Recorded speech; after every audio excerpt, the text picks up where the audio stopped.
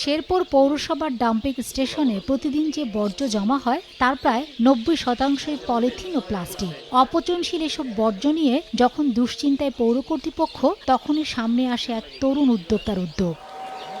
জামালপুরের তহিদুল ইসলাম জ্বালানি সংকট মোকাবেলা ও পরিবেশ রক্ষার লক্ষ্য নিয়ে তিনি শুরু করেছেন নতুন এক উদ্ভাবনী কাজ।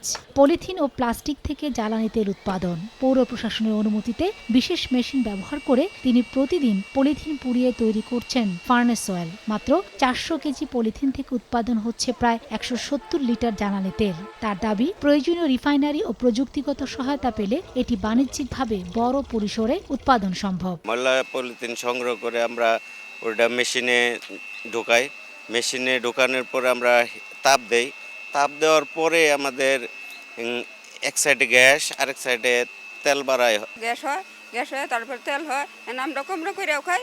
এটার জন্য পলি মুক্তি করার জন্য, দেশের উন্নতির জন্য আমরা এটার কাজ করি। জ্বালানো আগুন দিয়ে অনেক হিট দেওয়ার পরে এখান থেকে আপনার গ্যাস উৎপাদন হচ্ছে, তারপরে পাশাপাশি এখান থেকে পেট্রোল বা ডিজেল উৎপাদন হবে। শহরের বর্জ্য থেকে পলিথিন আলাদা করে জ্বালানি তৈরি করা গেলে একদিকে ডাম্পিং সহজ হবে, অন্যদিকে পরিবেশ দূষণও কমবে, এমনটাই মনে করছেন স্থানীয়রা। তেলের একটু সংকট পড়ে রয়েছে দেশের ভিতরে। পলিথিন গুনি দিয়ে তেল টুল বানাইলে মনে করুন যে আপনার ময়লা মালিগুনি মনে করুন যে আপনার কমায়। যেহেতু আমাদের শহরটাও ভালো থাকতেছে, পরিবেশ মুক্ত, একটু তেল বাড়ছে, এটাও তো দেশের জন্য, জাতির জন্য, আমাদের সবার জন্যই ভালো। নিজেরও ভালো হয়, দেশের জন্য উপকার হয়, ময়লাগুনা পরিষ্কার হয়, সমাজের জন্য ভালো, পরিবেশের জন্য ভালো। বিশেষজ্ঞরা বলছেন, সঠিক প্রযুক্তি ও মান নিয়ন্ত্রণ নিশ্চিত করা গেলে এই উদ্যোগ পরিবেশ রক্ষায় গুরুত্বপূর্ণ ভূমিকা রাখতে পারে। পলিথিন যদি এর থেকে বের করতে পারি তাহলে আমাদের ল্যান্ডফিলটা দীর্ঘদিন আমরা ব্যবহার করতে পারবো।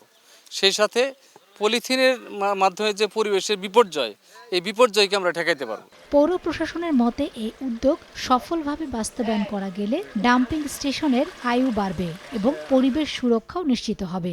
এই প্রজেক্ট যদি সাকসেসফুলি সামনের দিকেও চলে তাহলে আমার মনে হয় যে শেরপুর পৌরসভার পরিবেশ অনেক উন্নত হবে। শেরপুর শহরে প্রতিদিন প্রায় ৩০ টন বর্জ্যের মধ্যে ২৫ টনই পলিথিন। প্রয়োজনীয় যন্ত্রপাতি বসানো গেলে এসব বর্জ্য থেকেই প্রতিদিন প্রায় ১ টন জ্বালানি তেল উৎপাদন সম্ভব, যা ভবিষ্যতে টেকসই সমাধানের নতুন দিগন্ত খুলে দিতে পারে। সময় সংবাদ, শেরপুর।